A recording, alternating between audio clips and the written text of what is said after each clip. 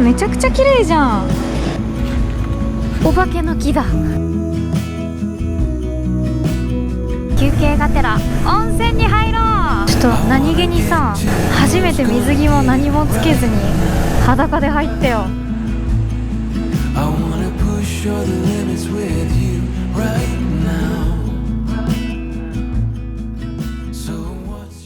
次の目的地にやってきました。ここに至るまで約1時間ぐらいずっとね、西武林道とか、屋久島の周囲を走ってるんですけど、もう当たり前にいますね。はい、というわけで続いてやってきたのは大湖の滝っていうところです。屋久島は自然豊かなので滝スポットがいっぱいあるんですよね。滝巡りみたいな感じになっちゃうんですけど、1個目のスポット大湖の滝、めちゃめちゃすごい水量の滝ということで、落差88メートル、日本の滝100選、大湖の滝行ってきます。おー、すごい、めっちゃ迫力あるこれ。うわー、ここまで近くに寄ると水しぶきも降るし、すごいなんか風もすごい、やばー。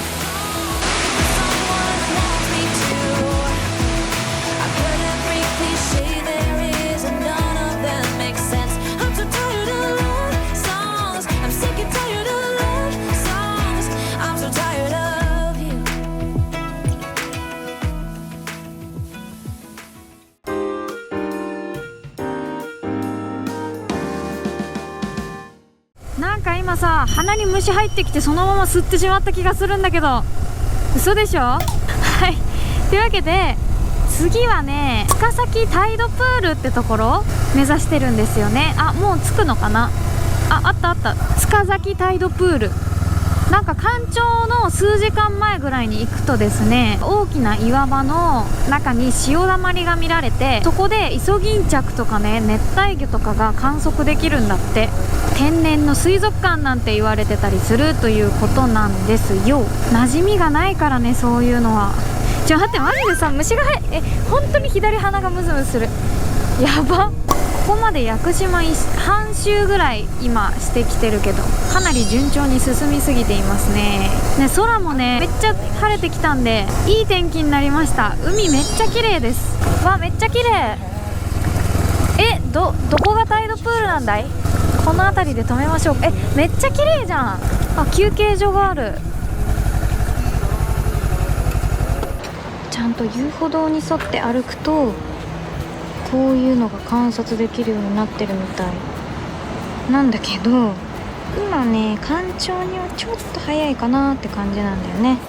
でもここから遊歩道なので、とりあえず歩いてみようかな。わあ、綺麗。向こうの先の方行ってみるか。もうさ、日が照ると本当に暑くて暑くて、もう夏のようですね。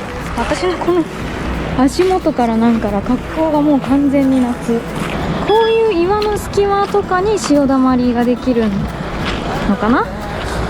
こういうことだよね。こういうとこのことを言うんじゃないの、タイドプールって。ほら、溜まってるよ、いろいろ。なんかここに取り残された魚とかがいて見ることができるらしい。あ、すごい、ここめっちゃ綺麗。さらに引いたら本当にいい感じになりそう。向こうにもあるし、潮だまり。めちゃくちゃ綺麗じゃん。めちゃくちゃ綺麗じゃん。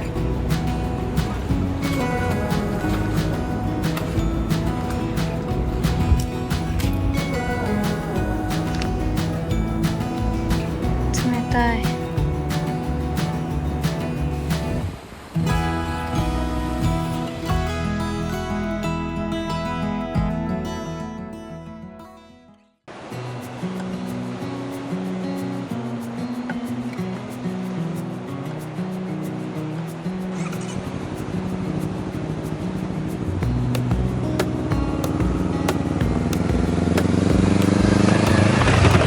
なんか急に南の島感をめちゃくちゃ味わえたな。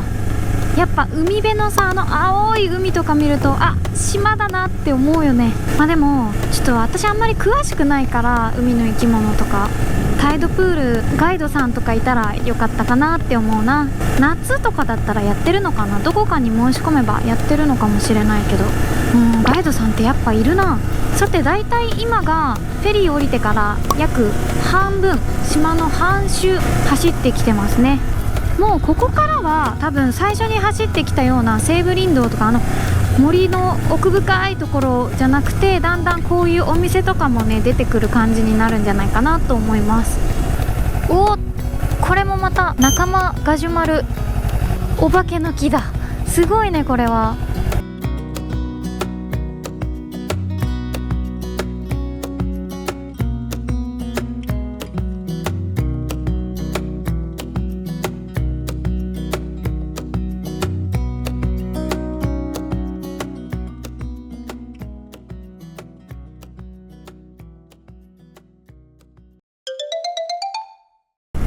さてじゃあちょっと疲れてきたし、休憩がてら温泉に入ろう。なんとですね、海沿いに干潮になった時にだけ入れる野湯があるんです。2つあるんだよね。一応近い場所に2つあって、ちょっとだけ難易度低そうなのが湯泊温泉かな。なぜか水着は禁止なのにバスタオルは大丈夫っていうね、意味のわかんないねシステムなんだよ。1個は完全混浴で着替えるとこもないのでめちゃくちゃハードルが高いと。でもう1個の方は一応男女入り口が分かれているらしい。それ以上の情報はよく分かりませんが、観光客めちゃくちゃ見物に来るらしくって、みんな足湯とかしてるみたいなんで、どちらもこのねお昼時にね行くのはちょっとハードルが高いなということで、とりあえず行ってみよう。とりあえずね。絶景じゃん。もう見えてるね、風呂丸見えですね。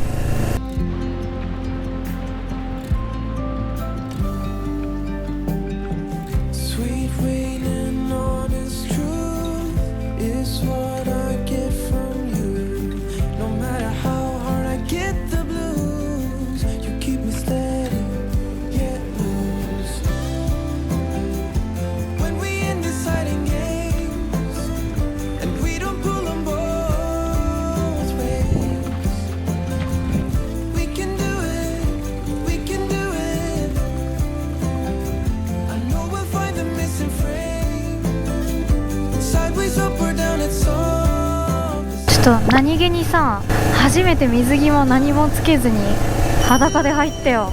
全裸デビューしてしまった野湯の。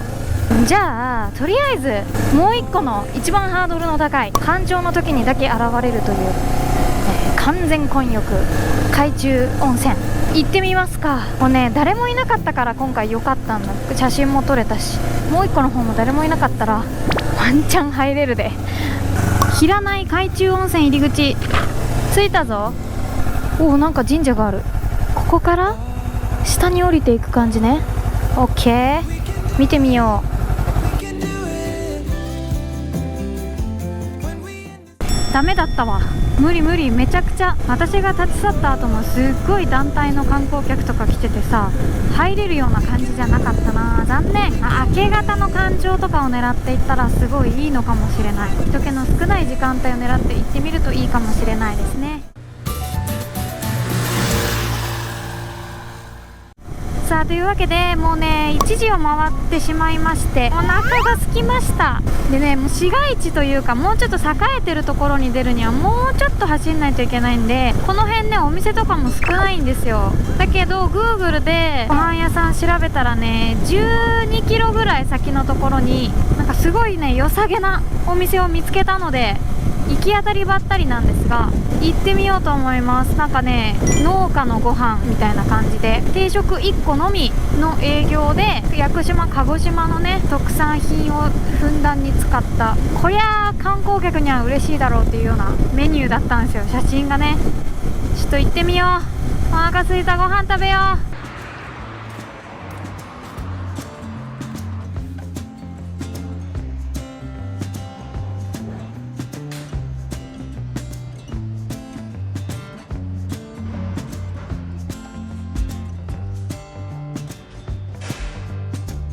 いただただきます。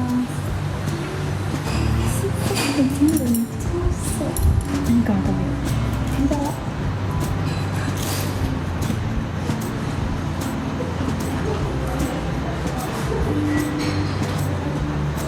がさ、めっちゃもちもちしててお餅みたいですっごい美味しいの。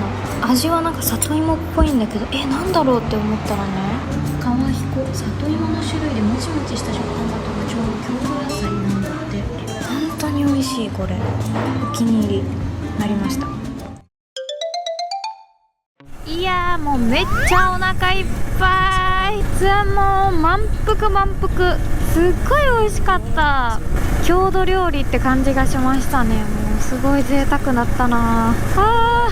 ほんでお会計した後さ、お店のお母さんがめちゃくちゃアメちゃんくれた。ほっこりもうこれもこれもこれもこれももう持ってって好きなのっつって、何個でもいいよっつって、じゃあこれっつって1個だけ選んだら、これも残りあと2つだから、はい、これもっつってめっちゃもらった。いいよね、マジほっこり。満腹だ。山の迫力がすごいね。大自然感がすげえ。岩肌とかなんか一枚岩のすっごい巨大なやつとか多いんだよね、屋久島って。写真撮ろう。さ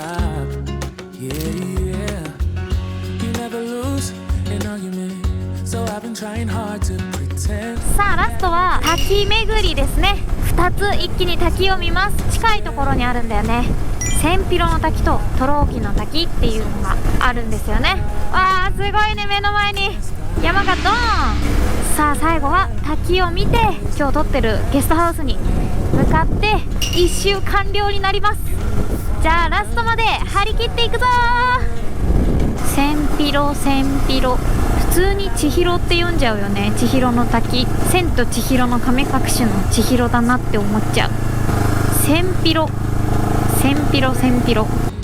の滝駐車場に着いた。なんか急にめっちゃ綺麗な観光駐車場になったけんびっくりしたな。行ってみよう。千尋の滝来ました。ドーン。おほ、この岩すごいな。滝遠目なんだけど、このさ手前の一枚岩がすごい。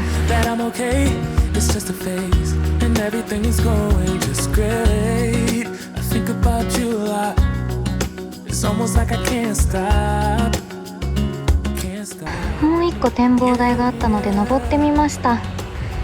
また別の角度から千尋の滝を眺めることができるんだね。さあ次がラストの滝ですね。トローキの滝。面白い名前がいっぱいあるよね。沖縄チックになってきてるというか、なんか由来があるんでしょうか。はい、右に曲がってトローキの滝方面。はい、とりあえず駐車場に到着。なんかちなみにトローキの滝専用の駐車場っていうのないみたいなんで、このね真心市ポンタン館っていう施設の駐車場に停めて、向かい側のね細い道をあとは歩いていかないといけないみたいです。こっちがトローキの滝展望所への道。行ってきます。待ってなんか普通にトレッキングみたいな道になったんだけど、途中からマジは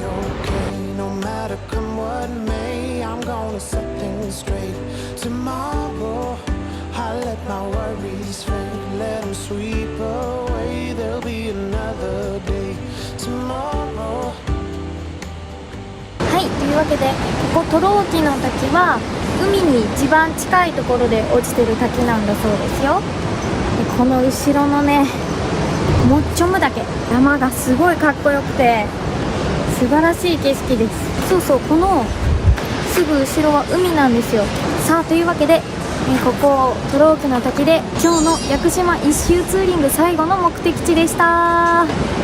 イエーイ。明日からは屋久杉目指したり白谷雲水峡目指したりトレッキングたくさんするので、3泊4日で宿を取ってあります。旅人がたくさん集まるゲストハウスだということなので楽しみです。というわけでここからは宿に向かってひたすら走っていきたいと思います。といり連泊するような宿決めるときって、最近は楽天トラベルのアプリで GoTo トラベルが使える一番安い宿にするんだけど、今回もそれでパッと決めた一番安い宿が、なんか後で口コミとか見てみたら旅人がいっぱい来る昔からの有名な宿だったみたいでね、すごい楽しみです。明日からは、今日はねバイクで思う存分走り回って屋久島を堪能しました。明日からは歩いて自然をねゆっくりと堪能したいと思います。到着しました。ライダーハウスって書いてある。